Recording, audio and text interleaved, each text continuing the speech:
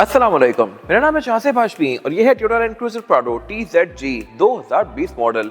ये गाड़ी डीजल है और ये पाकिस्तान की सबसे ज़्यादा पसंद की जाने वाली एसयूवीज में से एक है। ये एक प्रॉपर एसयूवी है, लैंड क्रूजर है और इसके अलावा ये गाड़ी practicality, family use, ruggedness, off roader, हर चीज़ का एक परफेक्ट मिक्स एंड मैच है। कैटेगरी के लिहाज से ये गाड़ी फॉर्च्यूनर से ऊपर आती है और फीचर्स के लिहाज से भी उससे ज़्यादा लोडेड है। इसमें सनरूफ आती है जो कि फॉर्च्यूनर ऑफर नहीं करती और इसमें और भी बहुत सारी ज़बरदस्त चीज़ें हैं जो कि इस गाड़ी को टोटल वैल्यू फॉर मनी बनाती हैं। अगर आप डेली रन्स, लॉन्ग रूट्स और इसके अलावा ऑफ रोडिंग ये सब कुछ एक ही गाड़ी पे करना चाहते हैं तो ये गाड़ी मेरे ख्याल से आपके लिए बेस्ट है। इसकी अगर प्राइस की बात की जाए तो इसकी डिमांड 3,70,00,000 रुपए है। ये 20 का मॉडल है, 25 की इंपोर्ट है और 25 की इस्लामाबाद रजिस्टर्ड भी है। डिमांड 370 है और ये साइकिल मोटरस्पोर्ट के पास अवेलेबल है। अगर आपने इसके बारे में कोई इन्फॉर्मेशन लेनी है तो आप दिए गए नंबर्स पे कॉल कर सकते हैं या फिर आप साइकिल मोटरस्पोर्ट को विजिट कर सकते हैं जो कि रावलपिंडी में DH2 के गेट 1 के ऑपोजिट लोकेटेड है। हमारी एक और ब्रांच भी है रावलपिंडी में मरी रोड पे। Overall it's a good full size SUV and today I am going to review it.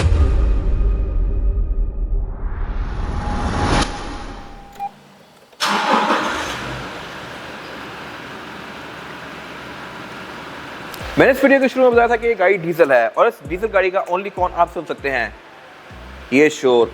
Petrol गाड़ी में इतना शोर नहीं होता, ये गाड़ी थोड़ा शोर करती है और थोड़ी सी इसमें वाइब्रेशन होती है और इसके अलावा इसके पोल्यूशन कंपैरेटिवली पेट्रोल से थोड़ी सी ज़्यादा होती है, बट कुछ ऐसा नहीं है कि जिसकी वजह से आप पूरी गाड़ी छोड़ दें। ये चीज़ फॉर्च्यूनर में भी आती है, रीवो में भी आती है, बट ये गाड़ी मेरे ख्याल से 2.7 वाली गाड़ी से ज़्यादा बेहतर है। किस तरह से मैं कवर करूँगा आगे जाके, कौन इस गाड़ी का मैंने आपको सुना दिया है, प्रो इस गाड़ी के बहुत सारे हैं, ये सब मैं कवर करूँगा आगे जाके। फिलहाल अगर बात कीजिए इस गाड़ी की लुक्स की तो ये 2016 के बाद वाला वर्जन है, ऑब्वियसली क्योंकि 20 है तो ये सेकंड फेसलिफ्ट है इसका। 16 में इसकी ये शेप आ गई थी, 16 में पुरानी शेप भी आ रही थी और इसके फेसलिफ्ट में बहुत सारी चीज़ें इंप्रूव की गई, जैसा कि इस गाड़ी की headlights, bonnet, fenders, bumper, grill, body kit सब किसकी चेंज कर दी गई थी और जहाँ तक बात फीचर्स की तो ये भी काफ़ी इंप्रूव किए गए थे। फेसलिफ्ट के बाद इस गाड़ी की हेडलाइट्स में ये ऑटो लैवरिंग वाला फीचर आ गया था, लाइट ऑन होने पर नीचे जाके ऊपर आती है। फिर इसमें DRL भी ऐड कर दी गई थी और इसका हाई वाला पॉइंट LED में है। फिर इसके अलावा फॉग लैंप भी इसकी LED में है और इसके अलावा ये गाड़ी पार्किंग सेंसर भी ऑफर करती है पूरे फ्रंट पे। फिर इसका टोयोटा का लोगो ये प्रिंटेड है, TXL में या TZG वगैरह में ये चीज़ प्रिंटेड आती है क्योंकि यहाँ पर रडार के सेंसर्स होते हैं।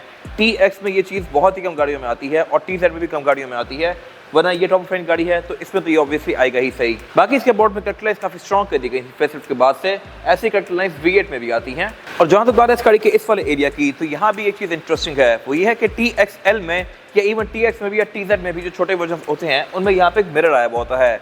वो मिरर बेसिकली पुराने वक्तों का ब्लाइंड स्पॉट पॉइंटर है जो कि आपको इस गाड़ी के फ्रंट का और साइड का व्यू देता है।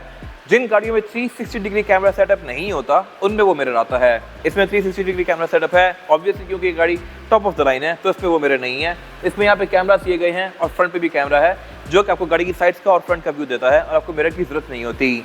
फिर यहाँ पे एक और इंटरेस्टिंग चीज़ ये है कि जिन गाड़ियों में 360 कैमरास नहीं होते उनमें अंदर जेन्युइन स्क्रीन भी नहीं होती और उन गाड़ियों का रेट कंपैरेटिवली जेन्युइन स्क्रीन वाली गाड़ी से कम होता है। तो अगर आपको एक ही प्राइस में दोनों गाड़ियां मिल रही है जिसमें 360 कैमरास हैं और एक में नहीं है तो ऑब्वियसली आपको 360 के लिए ऑप्ट करना चाहिए।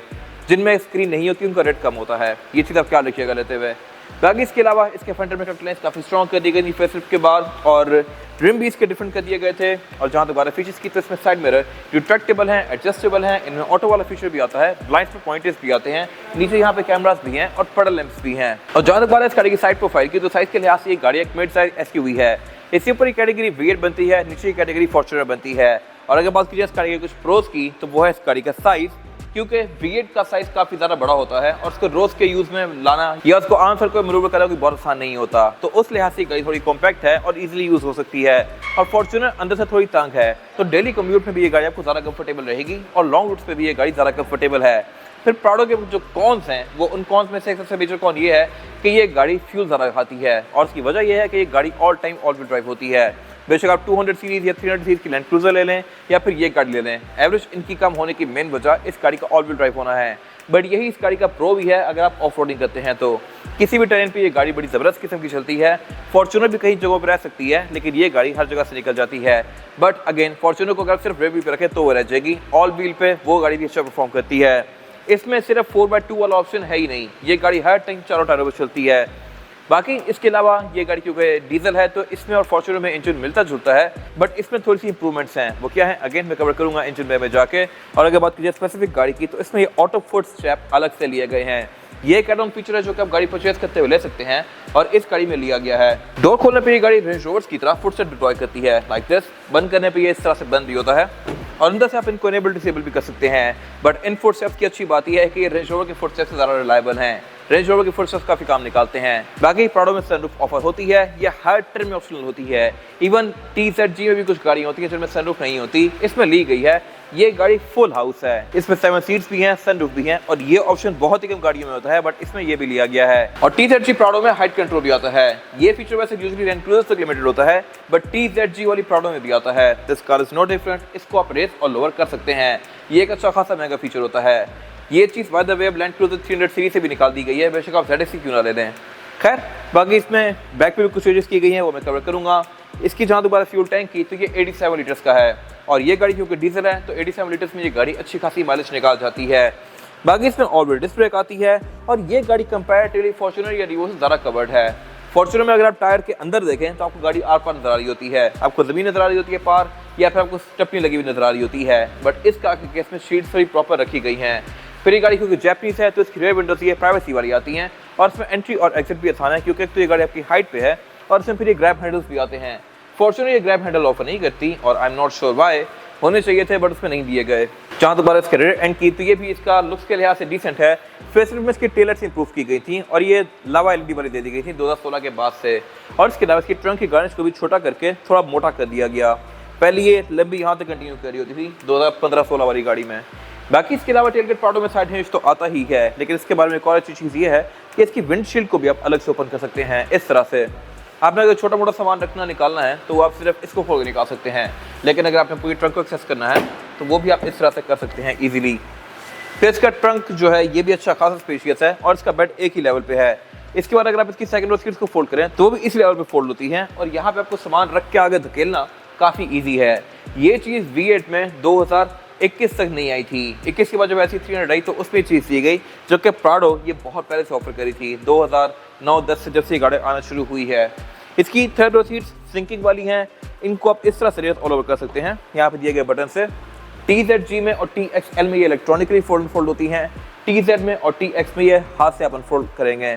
और ये चीज़ भी एक एड ऑन फीचर है जो कि आप एक्स्ट्रा पे करके लेते हैं और जिन गाड़ियों में थर्ड रो सीट्स नहीं होती उनकी प्राइस भी कम होती है। अगर आप कोई प्राडो ले रहे हैं और आपको दोनों गाड़ियाँ सेम रेट में मिल रही हैं तो ऑब्वियसली आपको इसके लिए ऑप्ट करना चाहिए। बाकी यहाँ पे थर्ड रो के लिए प्रॉपर अमेनिटीज दी गई हैं, सीट बेल्ट, पावर आउटलेट वगैरह दिए गए हैं और बैक पे इसमें ये पार्किंग सेंसर्स भी आते हैं। बॉडी किट्स इस गाड़ी की ये पुरानी वाली हैं, 2020-21 में ही नए रिम वाली गाड़ी भी आ गई थी और नए रिम वाली गाड़ी की रिम्स और ऑब्वियसली बॉडी किट्स भी थोड़ी डिफरेंट होती हैं। उसके पार्किंग सेंसर थोड़े से बाहर करके लगे हुए होते हैं, इसके थोड़े से अंदर है और नए रिम वाली गाड़ी में थोड़ी सी इंप्रूवमेंट्स अंदर भी की गई थी, मोर ऑन दैट लेटर। और जहाँ तक बात है इस गाड़ी के इंटीरियर की तो TZG यानी कि टॉप फ्लाइंग वाली गाड़ी में हर चीज़ दी गई होती है जो कि गाड़ी ऑफर कर सकती है। फीचर्स में करीब V8 वाले हैं, इस तरह से कि इसमें हाइट कंट्रोल तो है ही जो कि मैंने आपको बताया। फिर इसके अलावा इस गाड़ी में स्टीयरिंग व्हील ये वुड की ट्रिम्स के साथ है। लुक्स के लिहाज से steering wheel as it is Land Cruiser 200 series जैसा है बट इसमें एक चीज एक्स्ट्रा है और वो है पैडल शिफ्टर्स। यस, ये इससे पहले मैंने शायद किसी प्राडो में देखे हो, मुझे नहीं लगता मैंने किसी में देखे हैं। ये पहली गाड़ी है जिसमें मैंने प्राडो में पैडल शिफ्टर्स देखे हैं और ये मेरे ख्याल से बड़ी फिट चीज़ है।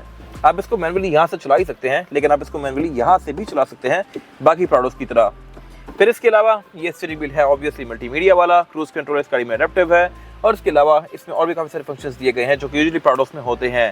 हेडलाइट इसमें ऑटोमेटिक हैं, वाइपर्स बीच के रेन सेंसिंग हैं। बैटरी भी इसका लुक्स के लिहाज से डिसेंट है और फेसलिफ्ट के बाद इंप्रूव कर दिया गया था। बट TZG के मीटर के अंदर हाइट कंट्रोल का डिस्प्ले भी आता है जो कि यूजुअली आपको प्राडोस में देखने को नहीं मिलता। इसको आप रेस लोअर करेंगे तो यहाँ पे गाड़ी इंडिकेट करेगी।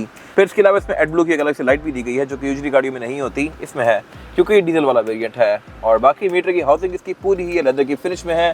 साउंड सिस्टम TZG में प्रीमियम आता है तो इसमें स्पीकर्स डैशबोर्ड में भी हैं, पिलर्स में ट्वीटर्स भी हैं, डोर्स में स्पीकर्स भी हैं और बैक पे भी से स्पीकर ज़्यादा आते हैं। किस तरह से मैं कवर करूँगा आगे। इसके अलावा बाकी फिर इसका जो ये मल्टीमीडिया है ये भी नया वाला है। फेसलिफ्ट में मल्टीमीडिया इंप्रूव किया गया था बट ये गाड़ी 20 की है तो 20 में भी मल्टीमीडिया दोबारा अपडेट किया गया था। ये वैसे ही है जैसा कि नई लैंड क्रूजर में आता है या नई फॉर्च्यूनर में आता है। सॉफ्टवेयर इसका सेम टू सेम उनसे मिलता जुलता है और ये काफ़ी अपडेटेड है। इसमें Bluetooth, aux, navigation, USB, Android Auto, Apple CarPlay ये सब आता है और इसकी स्क्रीन मैट में है। ये मेरे ख्याल से बड़ी मजे की चीज़ है।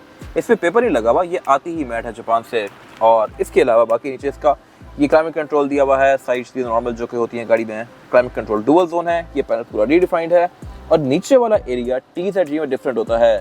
TZ तक यहाँ पे दराज आती है जहाँ पर आप छोटा मोटा सामान रख सकते हैं। बट इसमें प्रॉपर यहाँ पे इसके ऑफ रोडिंग के मोड्स दिए गए हैं TZG में। यहाँ पे इसका मल्टी ट्रेन सिस्टम दिया गया है, डाउन असिस्ट दिया गया है, डिफरेंशियल लॉक के फीचर्स दिए गए हैं और क्रॉल कंट्रोल भी दिया गया है। क्रॉल कंट्रोल वैसे लैंड क्रूजर में आता है। फिर इसके अलावा यहाँ पे सेकंड स्टार्ट है, हाइट कंट्रोल है और इसके अलावा फिर यहाँ पे इसके कुछ और फंक्शंस दिए गए हैं। इसमें आइडल अप भी है। आइडल अप आपको यूजुअली डीजल गाड़ियों में देखने को मिलता है और इसमें भी है। और इसके अलावा इसकी यहाँ पे ये 4x4 की सिलेक्शन दी गई है जो कि है H4 और L4। फिर नीचे यहाँ पे इसकी छोटी सी ड्रॉर है जिसमें कोई खास चीज़ है नहीं। नीचे कप होल्डर्स हैं और इसके अलावा पीछे इसका सेंटर कंसोल दिया गया है। उससे पीछे इसके ड्राइव मोड्स हैं जहाँ पे यूजुअली गाड़ियों में कुछ भी नहीं आता, ये एरिया ब्लैंक होता है। तो यहाँ से आप इसके 5 मोड्स के बीच में इसको स्विच कर सकते हैं, कंफर्ट, इको, नॉर्मल, स्पोर्ट्स और स्पोर्ट प्लस। फिर उससे पीछे एक और चीज़ दी गई है जहाँ पे इसकी ये हीटेड और कूल्ड सीट्स के कंट्रोल हैं। ये भी अगेन TZ या TX में नहीं आते, इसमें हैं। फिर इसके अलावा इसका जो सेंटर कंसोल है ये भी स्पेस के लिहाज से डिसेंट है और यहाँ पे इसका ये कूल बॉक्स दिया गया है। फिर इसके अलावा जहाँ तक बात है सीट्स की, तो ये इसकी परफोरेटेड हैं ऑब्वियसली क्योंकि वेंटिलेटेड हैं और ये है भी इलेक्ट्रॉनिकली एडजस्टेबल। फिर TZG में एक और फीचर एक्स्ट्रा आता है, वो ये है कि इसकी ड्राइवर की सीट में मेमोरी फंक्शन भी आते हैं। तो यहाँ पे इसकी ये 2 बटन दिए गए हैं। विंडोज़ पे चारों ही सिंगल टैप वाली हैं। ये एम्बिएंट लाइटिंग भी ऑफर करती है और इसके अलावा बाकी एयरबैग्स भी इसमें टोटल 9 आते हैं। एक स्टीयरिंग व्हील में, एक डैशबोर्ड में, 4 पिलर्स में, 2 सीट्स के साइड पर और फिर एक ड्राइवर के नी पे भी आता है। फिर इसमें 2 बटन एक्स्ट्रा हैं और वो हैं स्टेप्स के। मैं इन स्टेप्स को इंडिविजुअली भी डिसेबल इनेबल कर सकता हूँ। अगर लेफ्ट वाला स्टेप मुझे लगता है कि नीचे पत्थर है तो मैं उसको यहाँ से अलग से डिसेबल कर सकता हूँ। फिर लेफ्ट वाला नहीं खुलेगा, राइट वाला खुलेगा। तो ये एक इंटरेस्टिंग चीज़ है। बाकी इसके अलावा वेंटी मिरर इसमें ड्राइवर और पैसेंजर दोनों के लिए आते हैं। दोनों के लिए लाइट्स भी आती हैं। रेयर व्यू मिरर इस गाड़ी का ऑटो डिमिंग फीचर के साथ है और ये गाड़ी सनग्लास होल्डर भी ऑफर करती है। फिर इसमें ये सनरूफ भी ली गई है जो कि एक एड ऑन फीचर है। और जहाँ तक बात है पैसेंजर्स के लिए सीटिंग कैपेसिटी की, तो ये भी इसमें काफी स्पेशियस है। ना मेरे पास इसमें लेग रूम का इशू है और ना ही हेडरूम का। फॉर्च्यूनर बैक पे थोड़ी हार्ड होती है क्योंकि सस्पेंशन भी काफी हार्ड होता है as compare to this car. ये प्रॉपर लैंड क्रूजर बनाई गई है, वो प्रॉपर लैंड क्रूजर नहीं होती। बाकी इसके अलावा यहाँ पे वेंट्स काफी अच्छी दी गई हैं। रेयर पैसेंजर्स के लिए एयर वेंट्स यहाँ सेंटर में भी हैं और नीचे पाँव पे भी हैं। फिर इसमें साउंड सिस्टम क्योंकि प्रीमियम है तो इसमें स्पीकर्स यहाँ पे डोर्स में तो आते ही हैं, बट ये ट्विटर्स भी ऑफर करती है। विंडोज में प्राइवेसी वाली हैं, बैक पे एम्बिएंट लाइटिंग आती है, एयरबैग्स भी यहाँ पे कंटिन्यू करते हैं और इसके सेंटर में ये सेंटर कंसोल भी दिया गया है जिसको निकाल के आप एज एन आर्मरेस्ट यूज कर सकते हैं और इसमें ये 2 कप होल्डर्स भी आते हैं। फिर इसमें एक और चीज़ अच्छी ये है कि इसका फुट स्टेप वहीं को खुलता है जहाँ का डोर खुला हुआ हो। रेंज रोवर से बेसिकली ये हो जाए कि अगर आप कोई भी डोर खोलें गाड़ी का तो दोनों तरफ के फुट स्टेप डिप्लॉय हो जाते हैं। बट इस कार के केस में लेफ्ट के दोनों दरवाजे खुले हुए हैं बट स्टिल राइट का फुट स्टेप बंद है। ये तब खुलेगा जब मैं दरवाजा खोलूंगा, लाइक दिस। और बंद करें भैया, इस तरह से बंद भी हो जाता है। तो ये मेरे ख्याल से एक अच्छी चीज़ है। और जहाँ तक बात है इस गाड़ी के इंजन की, तो इसमें इंजन 3 मेन आते हैं, 2.7 लीटर पेट्रोल, 2.8 लीटर डीजल और इसमें 4.0 पेट्रोल V6 भी आता है। बट ये गाड़ी कंपैरेटिवली दोनों में सबसे रेयर है। 2.8 डीजल बड़ी गाड़ी और पाकिस्तान में ये गाड़ी ज़्यादा इन होने लग गई है क्योंकि लोगों को फॉर्च्यूनर का तो पता है कि वो काफ़ी रिलायबल है, बट वही इंजन इसमें भी आता है, ये लोगों को पता चलना शुरू हो रहा है। और ये इंजन भी ऑलमोस्ट वैसा ही है लेकिन थोड़ा ज़्यादा इंप्रूव्ड है। फिगर्स की अगर बात की जाए तो ये गाड़ी 201 हॉर्स पावर प्रोड्यूस करती है और अगर टॉर्क की बात की जाए तो इसका 500 न्यूटन मीटर ऑफ टॉर्क है जो कि बहुत अच्छा फिगर है और इस बॉडी के लिहाज से अब सफिशिएंट है। इसमें जो 2.7 वाला इंजन आता है वो गाड़ी ऑलमोस्ट 170 के आसपास हॉर्स पावर प्रोड्यूस करती है और इसका टॉर्क भी इससे काफ़ी कम होता है। तो वो इस बॉडी के लिहाज से थोड़ा सा वीक फिगर हो जाता है और वो गाड़ी एवरेज भी कम देती है 6-7 की, जबकि ये गाड़ी क्योंकि डीजल है और इसका टॉर्क वगैरह पूरा है इस बॉडी के हिसाब से, तो ये गाड़ी आपको तकरीबन 10-11 की एवरेज दे सकती है डिपेंडिंग अपॉन ड्राइविंग पैटर्न। और जहाँ तक बात है इंप्रूवमेंट्स की, तो इसमें DPF आता है, डीजल पार्टिकुलेट फिल्टर, और इसमें एडब्ल्यू भी डलता है जिससे इस गाड़ी का जो धुआं है ये बहुत कंट्रोल्ड है। अभी ये गाड़ी यहाँ पे ऑलमोस्ट तकरीबन आधे घंटे से ऑन खड़ी है बट यहाँ पे मुझे कोई इशू नहीं है, ना सांस लेने में ना मुझे आंखों में कुछ उभ रहा है। लेकिन अगर रीवो यहाँ पे 5 मिनट भी स्टार्ट हो जाए तो आंखों में आपके चुभन होने लगती है और इसके अलावा बाकी भी आपको सांस लेने में इशू होता है। तो मेरे ख्याल से कंपैरेटिवली गाड़ी बहुत बेहतर है। इसी तरह जहाँ पे रीवो या फॉर्च्यूनर पार्क होती हैं उनके पीछे दीवार काली हो जाती है कुछ टाइम बाद, या अगर आप एक दफ़ा रेस दे रहे हैं तो पीछे अच्छा खासा डीजल निकाल देती हैं वो गाड़ियाँ, जबकि इसमें ऐसा कुछ नहीं है। वो सब कुछ सारे पार्टिकल्स की गाड़ी रोक के रखती है और तब निकालती है जब आप चाहते हो। इसमें प्रॉपर मोड दिया हुआ है जिससे आप जाके फिल्टर्स को साफ़ कर सकते हैं। फिर इसके अलावा अगर आप इसका सिलेंसर भी देखें तो ये पेट्रोल गाड़ियों की तरह बिल्कुल साफ़ है। ये मेरे ख्याल से एक मजे की चीज़ है और बाहर के स्टैंडर्ड्स के हिसाब से ये इंजन बिल्कुल परफेक्ट है। बाकी परफॉर्मेंस के लिहाज से ये गाड़ी डिसेंट है और इसके अलावा इसमें ABS, traction control, drive mode ये सब आते हैं। है ये गाड़ी ऑल टाइम 4x4 और इसके अलावा इसमें फिर हाइट कंट्रोल भी है। बाकी बोनट इस गाड़ी का हाइड्रोलिक से ओपन होता है। और जहाँ तक बात है टायर साइज की, तो इसमें टायर्स लिए 265, 55 और 19। TXL और TZG में रिम ये वाला आता है जो कि 19 इंच का होता है और फिर इससे ऊपर एक ही साइज आता है V8 में, वो होता है 20 इंच का, और इससे ऊपर टोयोटा में मेरे ख्याल से कोई साइज नहीं है। लेक्सस वगैरह किसके ऑफर करती है ये 22 के।